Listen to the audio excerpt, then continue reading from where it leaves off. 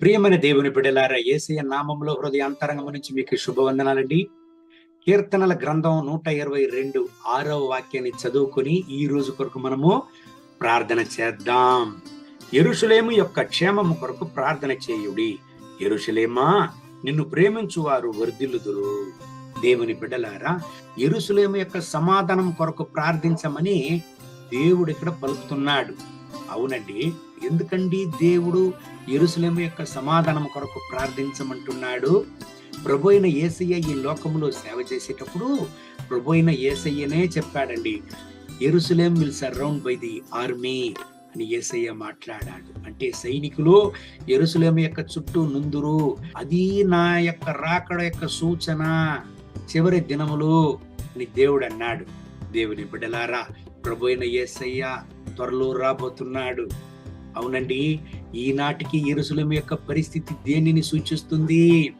ప్రభు అయిన యేసయ్య రాబోతున్నాడనే విషయాన్ని సూచిస్తుంది.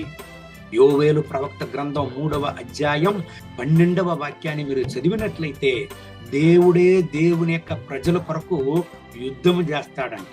ఈ లోకములోనే అధికంగా ఉపద్రవపరచబడిన ప్రజలు ఎవరు అని చూస్తే ఇజ్రాయేలు ప్రజలు. కానీ ఇజ్రాయేలు ప్రజల కొరకు దేవుడే యుద్ధము చేస్తాడని యోవేలు ప్రవక్త గ్రంథం 3వ అధ్యాయం 12వ వాక్యం చెప్తుంది.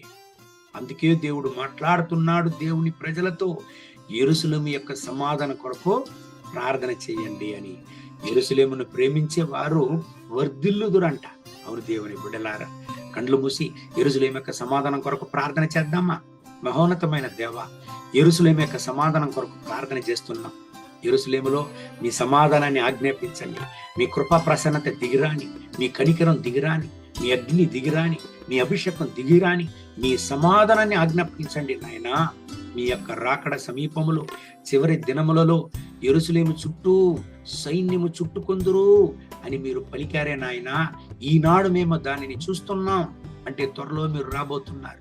మీ రాకడ కొరకు మేము సిద్ధపడడానికి మాకు సహాయం చేయండి. మీ రక్తంలో మమ్మల్ని కడిగి పరిశుద్ధపరచండి. మీ కృపా ప్రసన్నతలో మమ్మల్ని నింపండి నాయనా. యెరూషలేము కొరకు ప్రార్థన చేస్తున్నాం, మమ్మల్ని వర్ధిల్ల చేయండి నా దేవా. ఈ ప్రార్థనలో నాతో ఏకీభవించి ప్రార్థన చేసే ప్రత్యేక దేవుని బిడ్డల కొరకు ప్రార్థన చేస్తున్నాను. వీళ్ళని ఆశీర్వదించండి. మీ రక్తపోట్ల వీళ్ళని దాచుకోండి. మీ కృపా ప్రసన్నత వీళ్ళ పని దిగిరాని, వీళ్ళ చేయిపుట్టి చేసే పనులను ఆశీర్వదించండి. వీళ్ళ జీవితాన్ని వర్ధిల్ల చేయండి నాయనా. వీళ్ళ దుఃఖాన్ని సంతోషంగా మార్చండి.